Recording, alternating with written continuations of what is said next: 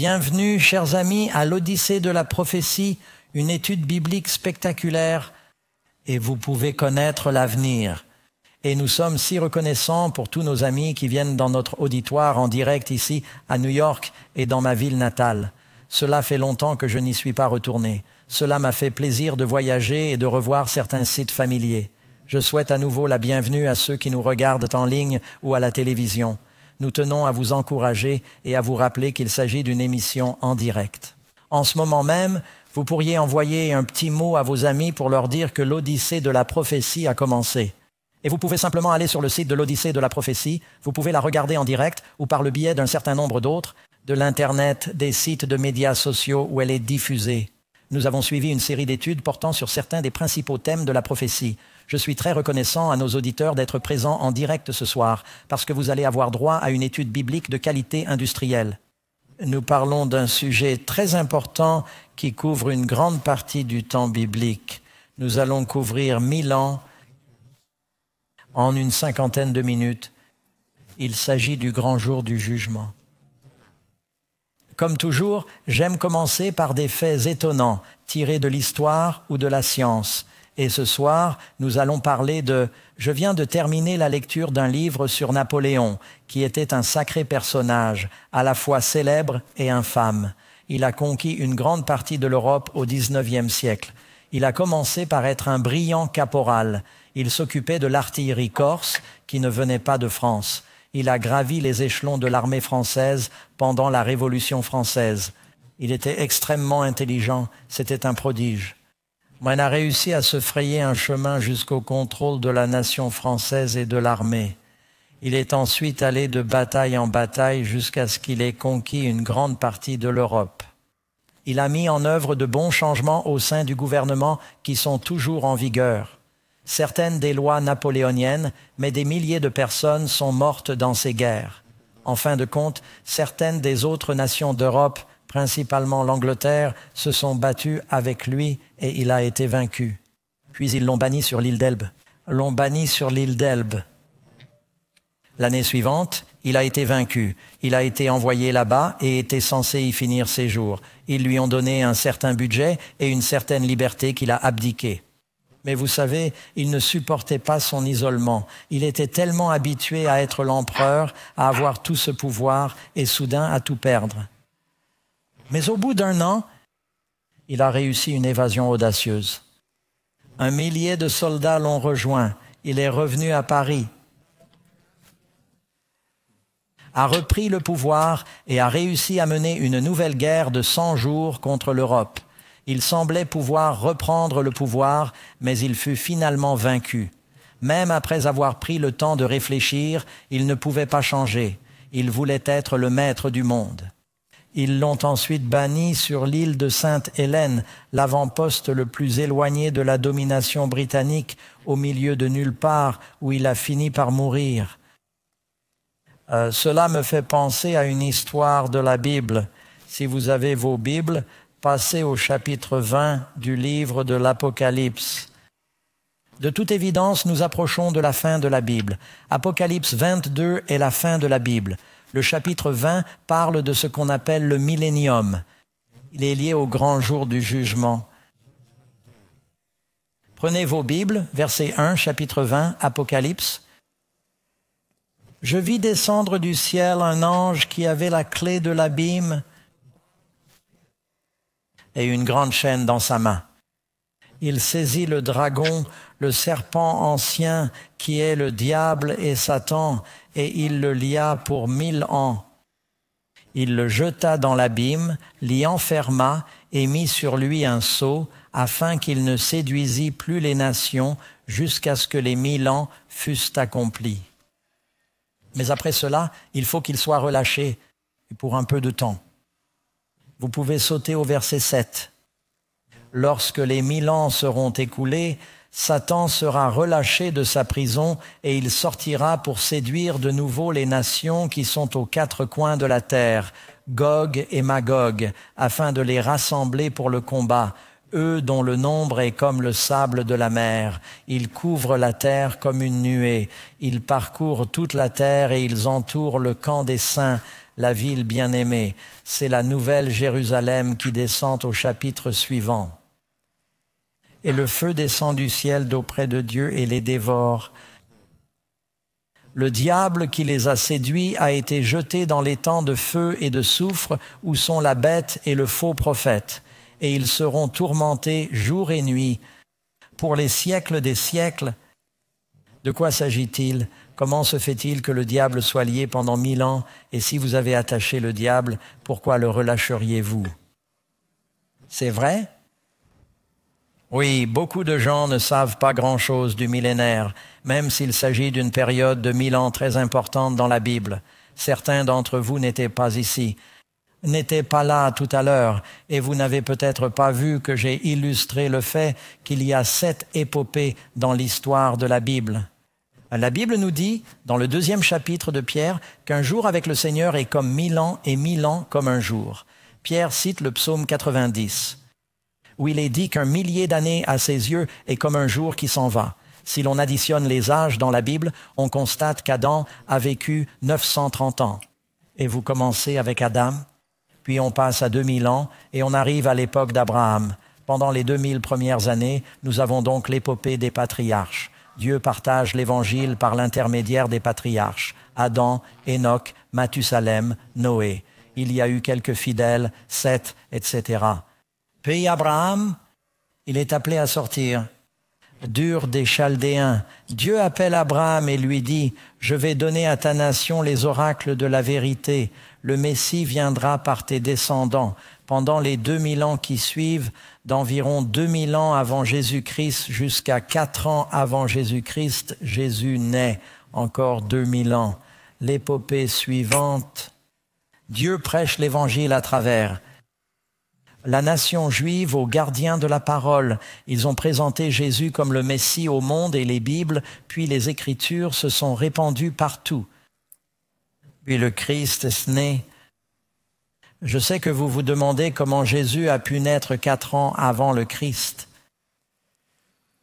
Lorsqu'ils ont établi cette méthode de datation, ils ont fait une supposition éclairée. Des années plus tard, ils ont découvert qu'ils s'étaient trompés. Car nous connaissons Hérode le Grand, qui a voulu tuer Jésus alors qu'il n'était encore qu'un bébé. Il est mort 2 ans avant Jésus-Christ. Le Christ a dû naître avant de mourir, et nous savons que Jésus a été baptisé la 15e année de Tibère César, en l'an 27 de notre ère, à l'âge de 30 ans. Ne vous laissez donc pas, et que cela vous embrouille. Je crois que je l'ai déjà fait. Quoi qu'il en soit, il y a donc 2000 ans d'Abraham au Christ. Abraham au Christ, nous voici aujourd'hui. 2000 ans après le Christ. Si le Seigneur est comme 1000 ans, nous sommes comme 6000 ans. Puis nous vivons et régnons avec le Christ pendant un sabbat de 1000 ans. Vous savez, les Juifs avaient un programme où vous cultiviez votre terre pendant 6 ans, puis vous la laissez déserte pendant 1 an. Laissez-moi vous lire quelque chose dans la Bible. Si vous avez votre Bible sur vous, ou si vous regardez à la maison, vous allez au dernier chapitre des 2e Chroniques. Il y a une déclaration très intéressante qui parle de ce qui allait arriver aux enfants d'Israël ici. Permettez-moi de revenir en arrière. J'ai tous ces petits onglets qui marquent les différents passages ici. 2e Chronique, chapitre 36. Les enfants d'Israël sont emmenés à Babylone. Ils n'avaient pas respecté le sabbat annuel de 7 ans. Et tous les 6 ans, ils cultivaient leur terre. Ils devaient ensuite la laisser reposer. Et tous les 6 ans, ils pouvaient avoir un serviteur hébreu, mais ils devaient le libérer. Ils ne les ont pas libérés. Ils n'avaient pas laissé la terre se reposer. Dieu a dit, « Si vous ne le faites pas volontairement, je vais vous y forcer. Pendant les 490 ans où vous n'avez pas fait reposer la terre, je vais prendre une année pour vous mettre en captivité et faire en sorte que la terre garde le sabbat. Et je ferai en sorte que le pays observe le sabbat. » Voici ce qui est dit. Dans les 2e Chroniques, chapitre 36, au verset 21. Pour accomplir la parole de l'Éternel par la bouche de Jérémie, jusqu'à ce que le pays ait joui de ses sabbats pendant les 70 ans qu'il resta en désolation. Elle a observé le sabbat pendant 70 ans. Ainsi, lorsque la terre d'Israël était désolée, la Bible dit qu'elle gardait le sabbat. Pendant le millénaire, ce monde est désolé, il garde le sabbat. Cela signifie que nous sommes sur le point d'un coucher de soleil pour le monde. Ensuite, nous vivrons et régnerons avec le Christ pendant 1000 ans. Alors, cette période millénaire, entrons dans notre leçon.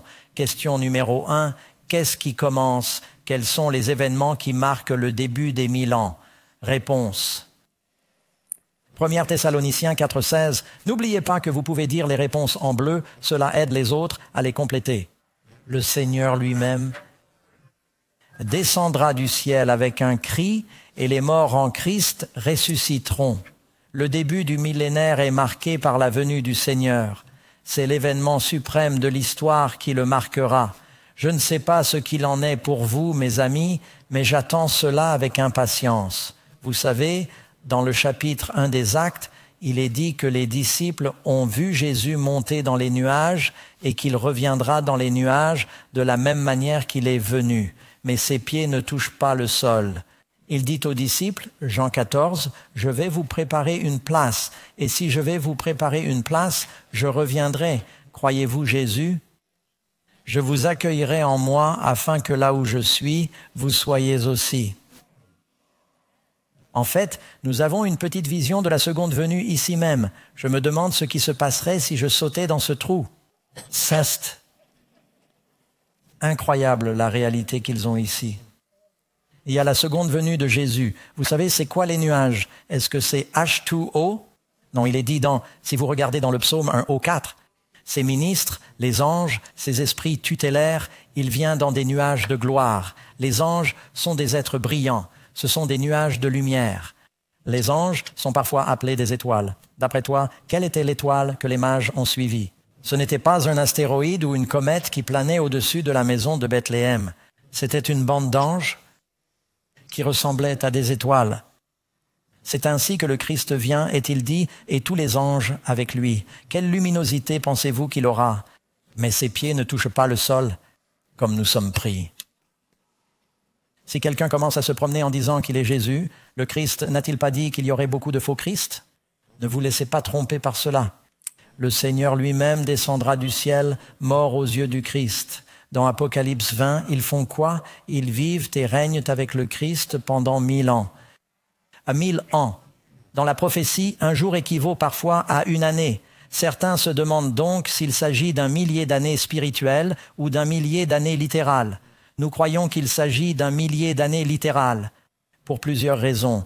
Une fois que Jésus sera venu, nous serons entrés dans l'éternité. Nous avons nos corps glorifiés. Dieu n'utilise plus la Bible pour nous parler, nous lui parlons face à face. Il s'agit donc d'un millier d'années littérales, tout comme il s'agit d'un millier d'années littérales depuis l'époque d'Adam jusqu'à aujourd'hui. Encore une fois, nous vous donnons des approximations. Nul ne connaît le jour ni l'heure, amen, de la venue de Jésus. Il se peut que ce soit plus tard que vous ne le pensez, car la Bible dit qu'il souffre longtemps pour nous. Nous ne voulons pas qu'aucun périsse. Il attend aussi longtemps qu'il le peut pour sauver autant de personnes qu'il le peut. Ce sera peut-être plus tôt que vous ne le pensez. Car il a dit qu'à l'heure où vous n'y pensez pas, le Fils de l'homme vient et il abrégera dans la justice. N'essayez donc pas de deviner le jour ou l'heure de la venue du Christ. Vous allez m'entendre utiliser le mot millénaire. Ce mot n'apparaît pas dans la Bible. C'est un terme théologique, c'est un composé de deux mots grecs. Je pense que c'est du latin, en fait, milae et annum. Il signifie simplement 1000 ans. Donc, si vous m'entendez dire millénaire, cela signifie simplement la période de 1000 ans dont nous parlons. On le trouve principalement dans le chapitre 20 de l'Apocalypse. Comme l'a dit Karen, je n'ai pas donné la deuxième réponse. Je vous remercie. Ils vivent en Christ. Ils vivent avec le Christ pendant 1000 ans, mais les autres morts ne reviennent pas à la vie avant que les 1000 ans ne soient écoulés. Les 1000 ans soient terminés, c'est la première résurrection. Je suis heureux d'avoir lu cela, c'est très important. Si les morts en Christ ressuscitent en premier et qu'ils sont sauvés, qui sont les autres morts? Ce sont les perdus. Il ne reste qu'un seul autre groupe, n'est-ce pas? Si tous les bons sont sauvés, que reste-t-il? Les mauvais. C'est pourquoi ils ne ressuscitent pas avant la fin. Jésus a dit qu'il y a 2 résurrections. L'heure vient où tous ceux qui sont dans les tombeaux entendront sa voix et sortiront. Ceux qui ont fait le bien, la résurrection de la vie. Ceux qui ont fait le mal, la résurrection de la damnation ou la résurrection de la condamnation. C'est également ce que vous trouverez dans le chapitre 12 de Daniel. En ce temps-là, Michel se lèvera, le grand prince qui représente les fils de ton peuple, et il y aura un temps de détresse tel qu'il n'y en a jamais eu depuis qu'il y a une nation, même jusqu'à cette époque. Et à ce moment-là, beaucoup de ceux qui dorment dans la poussière de la terre se réveilleront. Les uns à la vie éternelle, les autres à la honte et au mépris éternel. La Bible sépare ces résurrections de 1000 ans. Nous en dirons plus à ce sujet prochainement. Deuxièmement, que se passera-t-il d'autre à la première résurrection? La réponse, 1 Corinthiens, 15e verset, 51. Nous ne dormirons pas tous. Mais nous serons tous quoi? Changés en un instant, en un clin d'œil, à la dernière trompette, car la trompette sonnera et les morts ressusciteront incorruptibles. Il est dit qu'il transformera notre humble corps pour qu'il soit conforme à son corps glorieux. Corps glorieux. Mes amis, je ne sais pas si vous y avez déjà réfléchi, mais il y aura une génération de personnes vivant dans le monde qui ne mourra pas. Je n'ai pas nécessairement peur de la mort, mais si je pouvais choisir, je préférerais faire partie de ce groupe. Je pense que nous avons tous une aversion naturelle pour la mort. Je crois que Woody Allen a dit « Je n'ai pas peur de la mort, c'est juste que je ne veux pas être là quand elle arrive. » Je ne devrais donc pas le citer, je suis désolé. Mais donc, vous savez, il y a une expérience où Jésus apparaît sur la montagne de la transfiguration. Plutôt, Jésus est sur le mont de la transfiguration et Moïse et Élie apparaissent. Moïse est mort, mais il est ressuscité, une résurrection spéciale. C'est ce qu'on peut lire dans le livre de Jude au verset 9. Élie ne meurt pas, il est traduit. Cela signifie qu'il est enlevé et il va au ciel sans mourir. Qui d'autre est allé au ciel sans mourir? Enoch. Il y a quelques personnes. Lors de la seconde venue, il y aura tout un groupe de personnes qui ne mourront pas. Mais en un instant, en un clin d'œil, nous recevons nos corps glorifiés et nous sommes enlevés dans les airs pour rencontrer ceux qui viennent d'être ressuscités. Amen. Je veux faire partie de ce groupe. Si le Seigneur me le demande, c'est mon premier choix. Mais je veux juste être sauvé. Amen. Qu'arrive-t-il aux méchants? Vous pouvez lire cela dans le 2e chapitre des Thessaloniciens au verset 8. Ensuite, l'homme sans foi ni loi, c'est-à-dire l'antéchrist, ne parle pas spécifiquement du diable ici. Il s'agit de l'élément humain. Puis, le sans foi ni loi et tous les méchants, que le Seigneur fera quoi? Il les détruira par l'éclat de son avènement, l'avènement du Christ, et la gloire de Dieu sera comme un lance-flamme pour les méchants. Pour les méchants, mais elle ne blessera pas les justes. Combien se souviennent que ces 3 Hébreux étaient dans une fournaise ardente avec Jésus et qu'ils n'ont pas été brûlés du tout. La seule chose qui a brûlé, ce sont les cordes qui les liaient. Vous pouvez passer par le feu, mais le Christ dit « Je viendrai avec vous ». Certains passent par le feu, d'autres par le déluge, d'autres par l'eau, mais tous par le sang. Amen. Ensuite, vous pouvez lire dans Apocalypse 16, versets 18, versets 20 et 21, il y a eu un grand tremblement de terre. C'est ce qu'on appelle en Californie, ils disent toujours, un jour nous aurons le grand tremblement de terre. Ils pensent que si nous avons un jour un tremblement de terre à San Francisco, comme celui qu'ils ont eu en Alaska en 1964, ou ce qui s'est passé en Indonésie en 2004, si nous avons quelque chose de neuf sur l'échelle de Richter, cela va complètement niveler la fonction. Ou à Los Angeles, nous vivons sur une zone de faille. Là, et ce n'est pas tant Sacramento où nous vivons, nous aurons une propriété en bord de mer si cela se produit, mais les gens qui vivent sur la faille de San Andreas, eux, vont en baver. Ce n'est rien comparé à celui-ci. Celle-ci sera de 55 sur l'échelle de Richter. Des monticules sont engloutis, des îles disparaissent, la terre entière tremble comme un roseau dans le vent, dit la Bible. Comme un tremblement de terre, tel qu'il n'y en a pas eu depuis que les hommes sont sur la terre, toutes les îles s'enfuient et les montagnes ne sont pas retrouvées. Et une grosse grêle tombe du ciel sur les hommes. Les grêlons pèsent un talent. Les spécialistes ne sont pas tous d'accord, car il y a le talent égyptien, le talent hébreu et le talent babylonien. Mais cela n'a pas d'importance, car les grêlons pèsent entre 55 et 75 livres. Les grêlons, si vous pouvez l'imaginer. Apocalypse 20, versets 1 et 2, et pendant ce temps, un ange, probablement Gabriel, qui a pris la place de Lucifer, a saisi ce dragon, ce serpent des temps anciens qui est le diable et Satan, et l'a lié pour 1000 ans. Nous allons parler dans 1 minute de la manière dont il est lié et de l'endroit où il est lié. 3e question. Qui sera ressuscité lors de la seconde résurrection? Et quand cela aura-t-il lieu? Nous en avons parlé, mais lisons les versets. Tous ceux qui sont dans les tombeaux entendront sa voix et sortiront, ceux qui ont fait le bien pour la résurrection de la vie, et ceux qui ont fait le mal, ils ont fait quoi? Du mal. Qui fait partie de cette résurrection? Les perdus. Ils n'ont pas confessé leurs péchés et ne s'en sont pas détournés. La résurrection de la condamnation. Combien d'entre nous ont fait le mal? Nous avons tous péché. Notre seul espoir est donc que nos péchés soient pardonnés. Mais si nous ne sommes pas sous le sang, si nous ne nous sommes pas abandonnés à Jésus, nous sommes dans la mauvaise résurrection. D'ailleurs, si vous sortez de la tombe et que vous avez encore des rides, ce n'est pas bon. Vous êtes dans la mauvaise résurrection. Si vous sortez de la tombe et que vous regardez dans la tombe à côté de vous et qu'il y a Adolf Hitler, ce n'est pas bon. Vous êtes dans la mauvaise résurrection. Il est dit, je ne pense pas que je l'ai lu, le mal et la résurrection de la Bible appellent cela condamné pour condamner. Jésus a dit, je ne suis pas venu dans le monde pour condamner le monde, mais pour sauver le monde. Nous sommes déjà condamnés par notre péché. Nous devons être sauvés de cette condamnation. Nous sommes sous la loi. Jésus veut nous sauver de la pénalité de la loi. Amen. Les autres morts, Apocalypse 21, ne reviendront pas à la vie avant la fin des 1000 ans, c'est-à-dire à la fin des 1000 ans.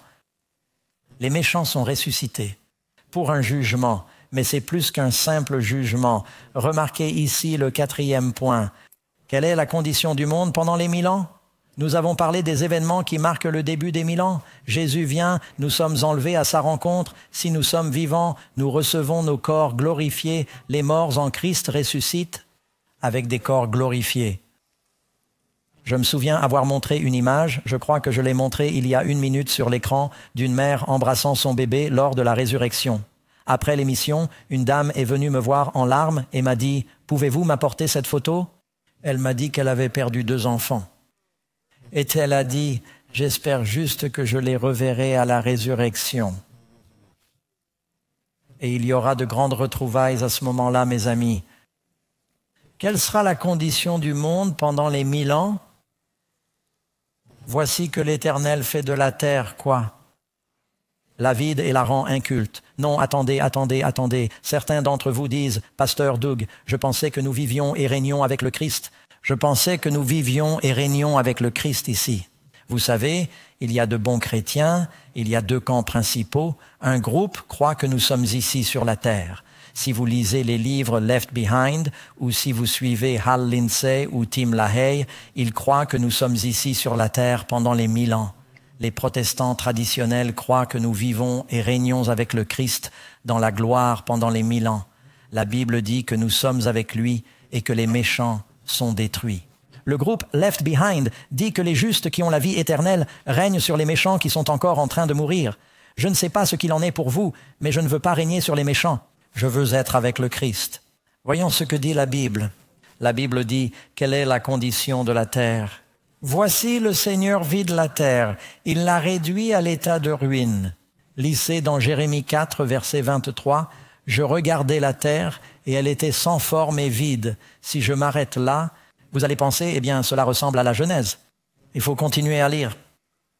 Je vis les cieux et il n'y avait point de lumière. Je regardais les montagnes et elles tremblèrent et il n'y avait point d'homme et tous les oiseaux du ciel s'étaient enfuis. Cela signifie qu'ils étaient là, mais qu'ils ont disparu. Poursuivez votre lecture. La terre fertile était un désert et toutes ses villes étaient détruites. Villes étaient détruites. La terre est couverte de villes détruites. Pourquoi? Par la présence du Seigneur et par son ardente colère. Tu vois, le Seigneur, quand il a commencé la création, la terre était sans forme et vide. Et il va encore la rendre informe et vide avant de la recréer. Cette terre sera un endroit sombre, désolé, brisé. Le diable va devoir regarder les résultats de son gouvernement. Pendant 1000 ans, il est lié. Écoutez ce verset. Jérémie 25, 33. En ce jour-là, les morts de l'Éternel seront d'un bout à l'autre de la terre. Ils ne seront ni rassemblés ni enterrés. Ce n'est pas très beau à voir, Mais qu'est-ce qui peut expliquer cela? Vous rendez-vous compte? Le scénario de la prophétie sur les laissés pour compte? Il n'y a pas de moment dans leur plan où la terre est désolée. Il n'y a pas de moment dans leur schéma où il est couvert de morts et où personne ne peut les pleurer ou les enterrer parce que tout le monde est parti. Tout le monde est mort. Les villes sont détruites. Tous les oiseaux ont fui. Ils ont toujours des choses à faire ici-bas. Mais la Bible est assez claire. Tout comme Nabuchodonosor a emmené les Juifs dans la cité d'or de Babylone et que la terre d'Israël était désolée, jusqu'à ce qu'ils soient libérés pour revenir à la maison. Cette planète sera désolée jusqu'à ce que la nouvelle Jérusalem descende de Dieu. Dans quelle direction allons-nous lorsque Jésus viendra? Nous sommes enlevés. Il dit, je vais vous préparer une place, et si je m'en vais, je vous recevrai et je vous emmènerai dans les demeures que j'ai préparées. Ce n'est pas avant l'Apocalypse 21. Je vis la nouvelle Jérusalem descendre du ciel d'auprès de Dieu. Cette terre est donc désolée. Vous pouvez lire, en fait, dans Ézéchiel, la vision d'une vallée d'ossements. Vous en avez déjà entendu parler. Et les os reviennent à la vie. Il y a une résurrection. Fait étonnant. Dans les années 40, des Britanniques se trouvaient dans les hauteurs de l'Himalaya et sont tombés sur une vallée très froide à 16,0 pieds d'altitude. Elle ne dégèle presque jamais et elle était remplie de centaines d'ossements humains. Et ils ne savaient pas ce qui s'était passé. Et ce n'était pas une avalanche. Cela ne semblait pas être une avalanche. D'après la topographie, et il ne semblait pas y avoir d'armes. Et pourtant, il y a tous ces gens et beaucoup d'entre eux n'étaient pas complètement décomposés. Ils étaient partiellement congelés et c'est resté un mystère pendant des années. Les blessures ont finalement permis de découvrir qu'il s'agissait de pèlerins qui traversèrent les montagnes, peut-être du Pakistan vers l'Inde, des centaines de personnes qui ont été prises dans une tempête de grêle. Il n'y avait pas d'arbres et aucun endroit où se cacher. Et ils ont été tués, une vallée d'ossements. Pouvez-vous imaginer la terre lorsqu'elle sera couverte de morts? Qui est lié ici sur la terre? Le diable, pendant 1000 ans. Où seront les saints pendant ces 1000 ans et que ferons-nous? Il dit, je reviendrai, je vous recevrai auprès de moi, afin que là où je suis, vous soyez avec Jésus. C'est comme un sabbat de 1000 ans. Vous savez, la Bible dit que l'on travaille 6 jours, le 7e jour. Nous nous réunissons avec d'autres croyants. Et en général, on ne reste pas à la maison. Nous nous réunissons. Nous allons passer un sabbat de 1000 ans avec Jésus dans le royaume. Amen. Et il s'y passe des choses dont nous parlerons. Mais nous vivons et régnons avec le Christ. Nous ne régnons pas sur les méchants. Jésus a dit que nous serons assis sur 12 trônes et que nous régnerons sur les 12 tribus. Nous régnons sur les rachetés. Nous sommes les ambassadeurs du Seigneur dans l'univers. Je ne veux pas régner sur les méchants. Et vous? Non. J'ai vu des trônes. Voici ce que nous faisons. Lisez l'Apocalypse, chapitre 20, verset 4. Je vis des trônes, et ils s'y assirent, et le jugement leur fut confié, et ils vécurent et régnèrent avec le Christ pendant 1000 ans. Quel genre de jugement a lieu pendant cette période? Je lirai la deuxième partie de la réponse dans un instant. Quand vous arriverez au paradis, nous aurons des questions. Combien d'entre vous se poseront des questions? On dit qu'il y aura 3 surprises quand vous arriverez au paradis. La surprise numéro 1, c'est que vous êtes là. La surprise numéro 2, c'est qu'il y aura des gens là-bas et que vous vous demanderez « Comment sont-ils arrivés là ?» Réfléchissez un instant. Si vous connaissez votre Bible, Stephen, le martyr, est au ciel et son ange lui fait visiter les lieux. Il lui dit « Voici ta belle demeure et tu as ces étoiles dans ta couronne parce que tu as été le premier martyr. Tu as défendu Jésus. Il y a une parade qui passe et les anges portent Paul sur leurs épaules dans cette parade. » Et Étienne s'exclame « Qu'est-ce qu'il fait ici? Qu'est-ce qu'il fait ici ?» La dernière fois que je l'ai vu, il était complice de mon meurtre. Vous faites généralement du bon travail, mais vous avez fait une erreur. Vous devez mieux vérifier votre logiciel. Paul n'est pas censé être ici. Et l'ange. L'ange dit « Stephen, quelle a été ta dernière prière?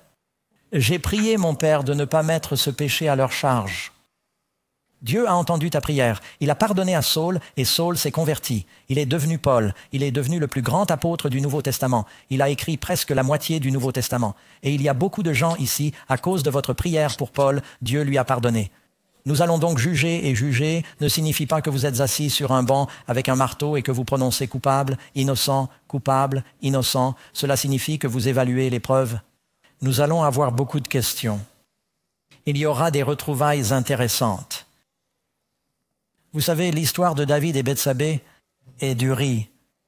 Uri était un homme pieux. Il était l'un des hommes forts de David. Et il sera au paradis. Et la Bible semble dire que Bethsabée y sera aussi. Elle s'est repentie. Et la mère de Salomon. Et David sera là. Et ils devront avoir une petite discussion. Quand ils seront là, Amen. Je ne sais pas ce qu'il en est pour vous, mais j'ai beaucoup de questions. Vous savez, j'ai des personnages de la Bible à qui je veux parler. Et c'est juste entre vous et moi. Je dois demander à Jacob. Comment se fait-il qu'il n'ait pas su que c'était Léa jusqu'au matin de sa lune de miel? Suis-je le seul à me poser cette question? Nous allons donc avoir beaucoup de questions. Et je vous ai dit qu'il y avait 3 surprises. La 3e surprise, c'est que vous allez dire, où est le pasteur untel? Où est la sœur untel, la diaconesse, le diacre? Ils étaient toujours si spirituels. Ils serraient leur Bible dans leurs bras chaque semaine. Et ils donnaient des études bibliques. Et l'ange dit, venez avec moi et ils vont nous emmener à la bibliothèque. Vous savez, chaque chose secrète que nous avons dite est enregistrée. J'ai reçu un avis par la poste. Et j'ai ouvert cette enveloppe du comté de Placer. Et ça disait, vous êtes condamné à une amende pour un demi-tour illégal. J'ai répondu, je n'ai pas fait de demi-tour illégal et je n'étais même pas là. J'ai sorti le papier. Et il y avait une photo de moi, l'air vraiment coupable. Et j'ai pensé, oh oui, j'étais là, démasqué. L'ange nous emmènera et nous montrera la cassette. Vous savez, la Bible dit que les choses faites en secret seront proclamées sur les toits. Je veux que mes péchés soient sous le sang de Jésus, mes amis, parce que je ne veux pas que vous voyiez mes enregistrements. Et vous voulez que vos péchés soient couverts par le sang de Jésus, mais les personnes dont les péchés ne sont pas pardonnés ne le seront pas, tout sera nu et ouvert aux yeux. C'est pourquoi nous voulons être de nouvelles créatures et que nos péchés soient effacés. Nous allons donc juger. Et vous remarquez la 2e partie de la réponse, elle dit, ne savez-vous pas, nous allons remettre cela sur l'écran, que les quoi? Les saints jugeront le monde. Ne savez-vous pas que nous jugerons les anges? Et ce que nous faisons, c'est que nous jugeons le jugement de Dieu et jugeons-nous les bons anges? Y a-t-il de mauvais anges? Combien d'entre vous ont été tentés? Vous rendez-vous compte que ce n'est pas Satan? Satan ne sait même pas qui sont la plupart d'entre vous. Il n'est pas omniscient. En fait, les démons ont dit un jour à des jeunes gens qui essayaient de chasser cet homme qui avait un démon, et le démon les a battus. Il a battu ces 7 garçons et les a chassés blessés et nus. Le diable leur a dit, vous essayez de me chasser. Vous essayez de me chasser au nom de Jésus que Paul prêche. Il a dit, je connais Jésus. Ces anges connaissaient Jésus avant d'être chassés. Et l'ange a dit, je connais Paul. Le diable savait qui était Paul. Mais je ne te connais même pas. Dont les anges, ces mauvais anges. Mais il y a des mauvais anges qui vous connaissent parce que non seulement Dieu vous a donné des anges gardiens, mais le diable a probablement quelqu'un qui vous surveille. Nous allons regarder ces anges et dire, je me souviens de ce que ce type m'a fait. Cet ange, je me souviens de toutes les fois où il m'a tenté. J'ai essayé de suivre le Seigneur. Il a essayé de m'abattre, de me décourager. Perdu. Nous allons juger ces mauvais anges qui nous ont entraînés dans leur chute. 6e, que se passera-t-il à la fin des 1000 ans? Je ne pense pas avoir passé beaucoup de temps à en parler. Permettez-moi donc de faire une pause avant de répondre à cette question. Qu'est-ce que l'abîme? Il est dit que Satan est lié dans un abîme. Ce n'est pas la meilleure traduction. On la trouve dans la King James et dans d'autres. Le mot grec est « Satan est lié dans l'abusos ». Ce mot « abusos » est le même que celui que l'on trouve dans l'Ancien Testament grec, où il est dit qu'au commencement, Dieu créa le monde et que la parole était vide. Abusos. Cela signifie que le monde était vide, chaotique. C'est un monde sans personne pour le tenter ou le manipuler. Permettez-moi de vous donner une autre preuve. Si vous lisez le livre de Marc au chapitre 5 et celui de Luc au chapitre 8, cet homme est rempli de démons et les démons disent à Jésus, « Nous sommes une légion, ne nous jette pas dans l'abîme. » Le mot utilisé ici est profond. Le mot grec est abusos. C'est le même mot qu'en Apocalypse 20. Le même mot qu'ils ont traduit par puissant fond. Pourquoi le traducteur King James? Ils ont fait preuve de créativité à la fin de la Bible. Un puissant fond. Mais le mot est abusos et il signifie le vide, les ténèbres où les démons sont enchaînés parce qu'ils n'ont rien à faire. Les diables sont des bourreaux de travail. Que va faire le diable pendant 1000 ans s'il n'y a personne à posséder, à tenter ou à manipuler? Lorsque Jésus a chassé les démons du démoniaque, ils ont dit « Laissez-nous au moins posséder les cochons. Donnez-nous quelque chose à posséder. » Pendant 1000 ans, il n'y a pas d'homme sur la terre. La terre est sombre. C'est à nouveau le vide. C'est un abusos. Satan est lié sur cette planète. Lui et ses anges vont le pourchasser et lui dire « Vous nous avez dit que si nous vous suivions, les choses iraient mieux. Maintenant, regardez ce qui s'est passé. » Cela va être terrible. L'une des raisons pour lesquelles Dieu lui donne 1000 ans avant de le détruire sera évidente dans un instant. Que se passe-t-il à la fin des 1000 ans? Il est dit qu'en ce jour-là, le Seigneur vient. En ce jour, ses pieds se poseront sur le mont des Oliviers. Jésus fera-t-il un jour un toucher à terre? Lui, quand il viendra la prochaine fois, nous montrons. À la fin des 1000 ans, la nouvelle Jérusalem descend du ciel d'auprès de Dieu. Mais avant qu'elle ne s'installe, Zacharie 14 dit qu'il sort de la ville. Ses pieds ont touché le mont des Oliviers. Pourquoi le mont des Oliviers? Il est dit qu'il est monté. Il a emmené ses disciples de Béthanie sur le mont des Oliviers et il est monté. C'est sur le mont des Oliviers qu'il leur a parlé de sa seconde venue. Il revient là où il est parti. Et il est dit que ses pieds le toucheront et qu'il formera une grande vallée. Vous savez, le monde entier est désolé. Il doit préparer une fondation propre de 375 000 carrés, car ce sont les dimensions de la Nouvelle Jérusalem. Et il s'installe dans cette vallée qu'il prépare. Il est dit sur le mont des Oliviers, qui fait face à Jérusalem à l'est, et le mont des Oliviers se fendra en deux. C'est sur le mont des Oliviers que Jésus a prié dans le jardin de Gethsémani. Non pas ma volonté, mais que ta volonté soit faite.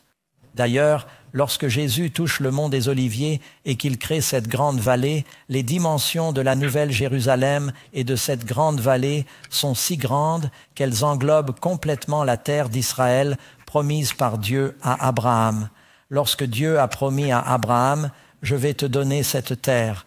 Regarde au nord et au sud, à l'est et à l'ouest. » Il a fait monter Moïse sur le mont Nebo. Il lui dit « Je veux que tu vois la terre promise. » Tout ce que Dieu a promis à ce peuple, il va l'obtenir littéralement. Cela se passera sur ce territoire à cette époque. Et il y aura beaucoup de place pour vous, mes amis. C'est à peu près aussi grand que l'État de l'Oregon. Il y aura beaucoup de place. Ne craignez pas que Dieu manque de place.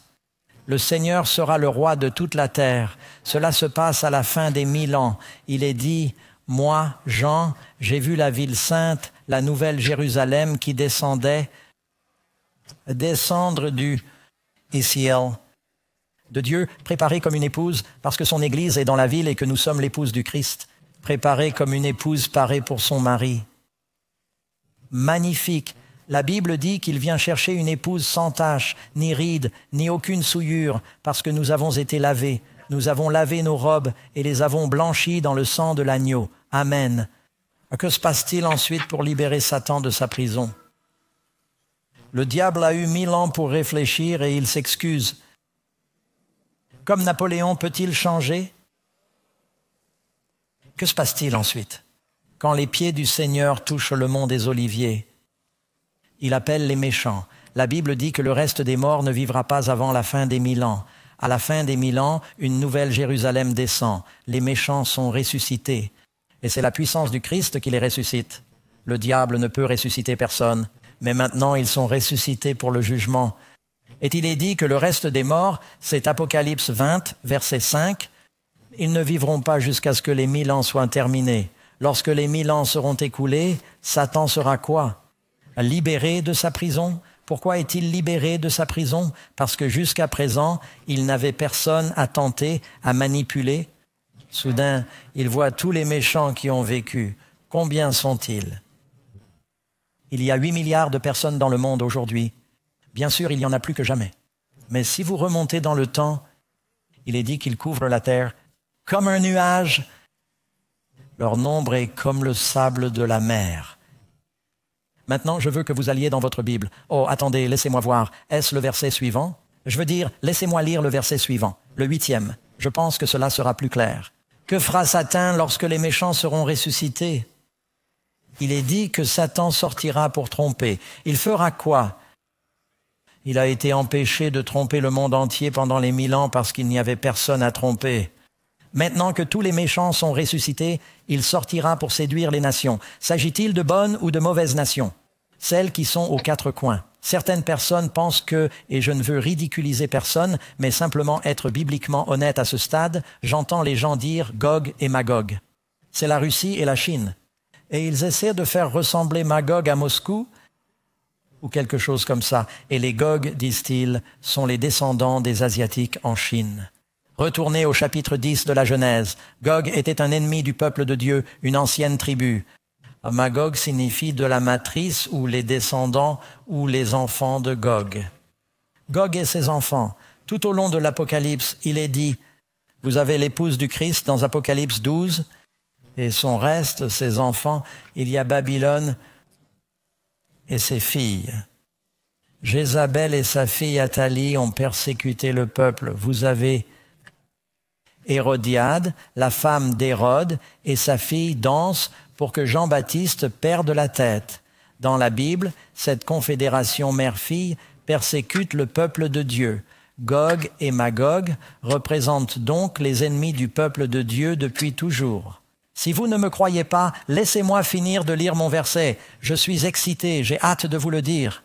Ils iront séduire les nations qui sont aux 4 coins de la terre, Gog et Magog. Il est question des 4 coins de la terre et non de la Russie. Cela veut dire au nord, au sud, à l'est, à l'ouest. Ils couvrent toute la terre. Ils couvrent toute la terre et les rassemblent pour combattre. C'est la fin ultime de la bataille d'Armageddon. Le début de la bataille d'Armageddon se situe avant les 1000 ans, quand il est dit que le dragon fait la guerre à la femme. La dernière partie de la bataille est à la fin des 1000 ans. Leur nombre est comme le sable de la mer. Ils s'étendent sur toute la surface de la terre. Ils couvrent la planète. Et ils entourent le camp des saints, la ville bien-aimée. Abraham cherchait une ville qui avait des fondations, la nouvelle Jérusalem. Amen. Allez donc dans vos Bibles au livre d'Ézéchiel, et je vais lire des choses fabuleuses. Je vous l'ai dit, vous ne pouvez pas comprendre l'Apocalypse si vous ne lisez pas d'autres passages de la Bible. Je vais commencer par Ésaïe, chapitre 24, verset 19. La terre est violemment brisée, la terre est fendue, la terre est extrêmement secouée, la terre vacillera comme un ivrogne, c'est ce grand tremblement de terre, et chancellera comme une hutte. Sa transgression pèsera sur elle, elle tombera et ne se relèvera pas. En ce jour-là, le Seigneur châtiera dans les hauteurs l'armée des grands, et sur la terre les rois de la terre.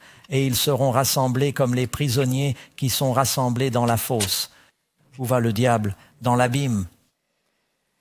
Et ils seront enfermés dans la prison. Et après de nombreux jours, 1000 ans, ils seront punis. Remarquez la formulation. Allez à Ézéchiel chapitre 38, verset 1. La parole de l'Éternel me fut adressée en ces termes. Fils de l'homme, tourne ta face vers Gog, au pays de Magog, le prince de Roche, de Méshach et de Tubal, et prophétise contre lui. Tu diras, ainsi parle le Seigneur Dieu, voici, j'en veux à toi, Gog, prince de Roche, de Méshach et de Tubal. Je te ferai tourner, je te mettrai des crochets dans les mâchoires, et je t'emmènerai avec toute ton armée, chevaux et cavaliers, tous magnifiquement vêtus, en vue de la bataille, une grande troupe avec des boucles et des boucliers, tous maniant l'épée, la Perse, l'Éthiopie, la Libye. Il inclut ici tous les ennemis, avec eux, tous munis de boucliers et de casques, Gomère et toutes ses troupes, la maison de Torégum, de l'extrême nord, et ses troupes. Pourquoi le nord? Cela ne veut pas dire la Russie. Satan a dit, je veux m'asseoir sur les flancs du nord, cela signifie l'endroit le plus élevé, et toutes ses troupes et beaucoup de gens avec vous.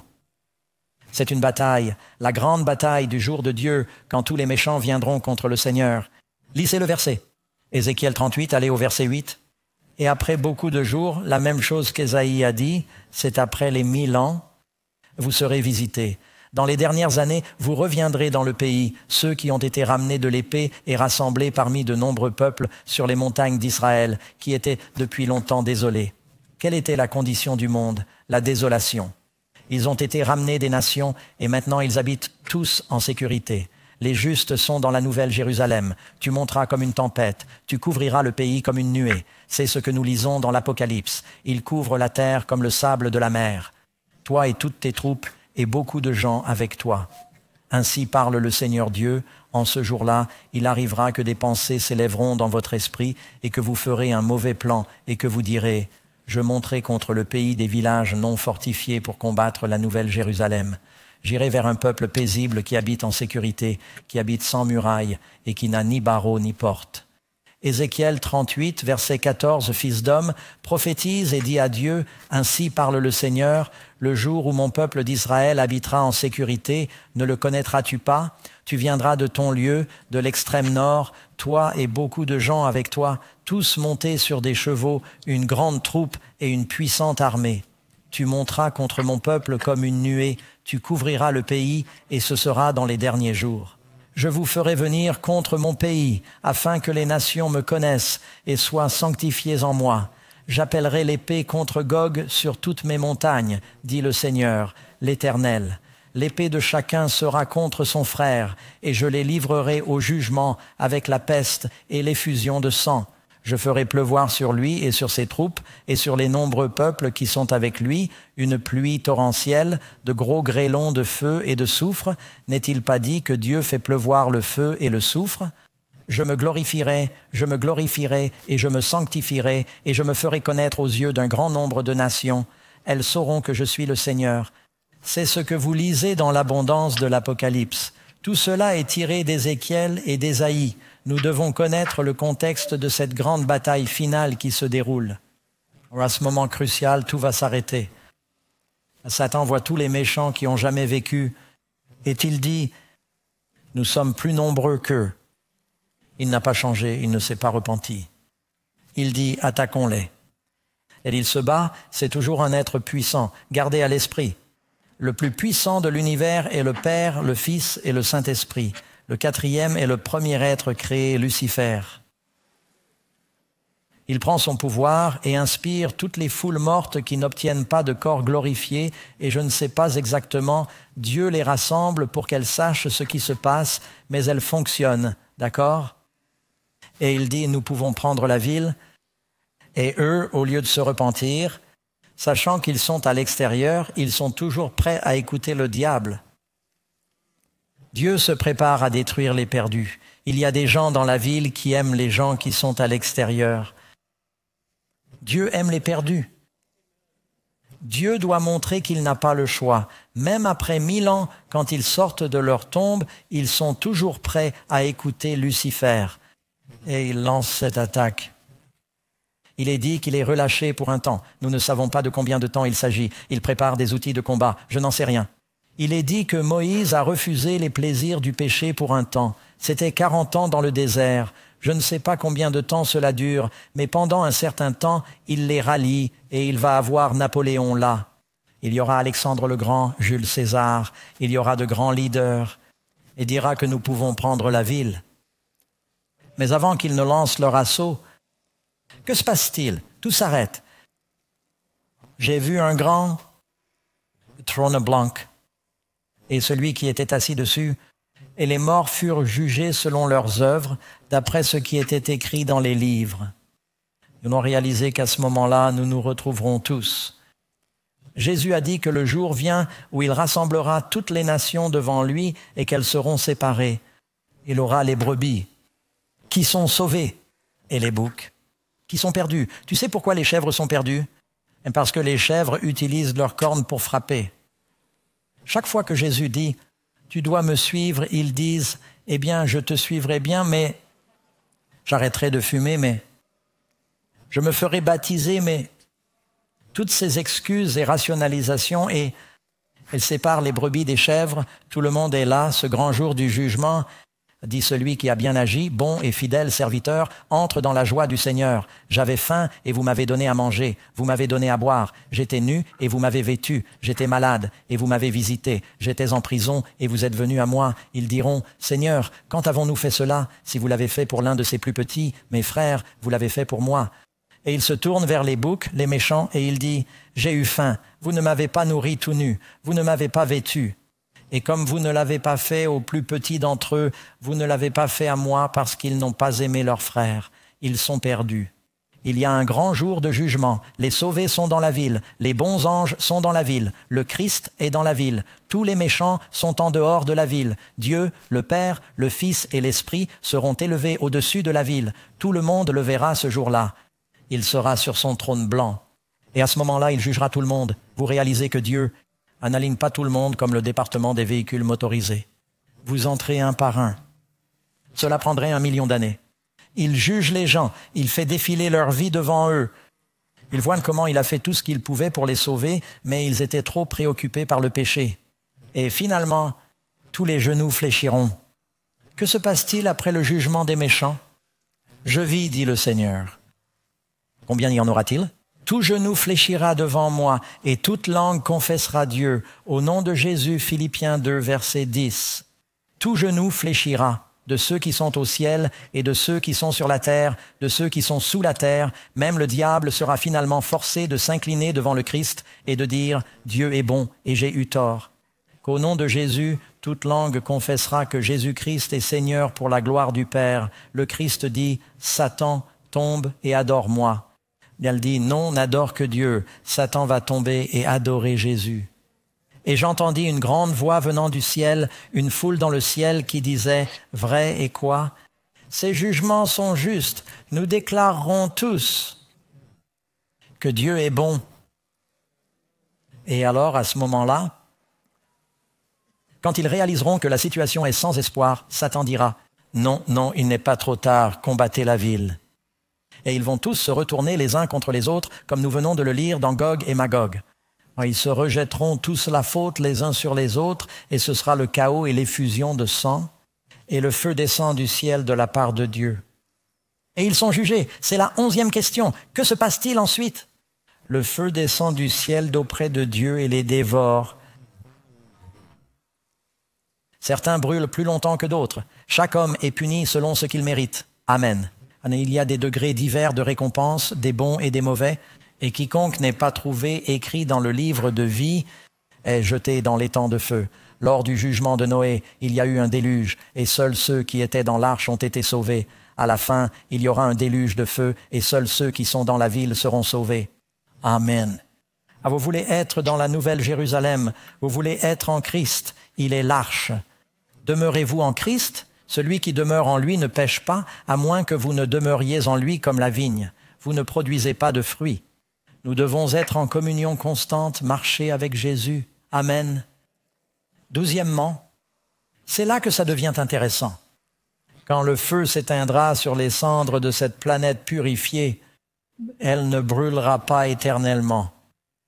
Il est dit qu'elle sera réduite en cendres. Après que le feu se soit éteint, que fera Dieu pour son peuple? Voici, je fais quoi? Je crée de nouveaux cieux et une nouvelle terre où habite la justice. Mes amis, si le diable a été chassé parce qu'il avait péché, nous n'allons pas entrer en péchant. Vous devez vous détourner de votre péché, vous repentir de votre péché. Vous pouvez le faire grâce à Jésus. Vous pouvez être une nouvelle créature et vivre une nouvelle vie. Ce monde n'est pas cela. Nous nous laissons distraire par nos téléphones portables, les médias et les divertissements. D'une certaine manière, nous pensons que c'est tout cela. Ce n'est pas le cas. Il s'agit de planifier ce qui compte vraiment.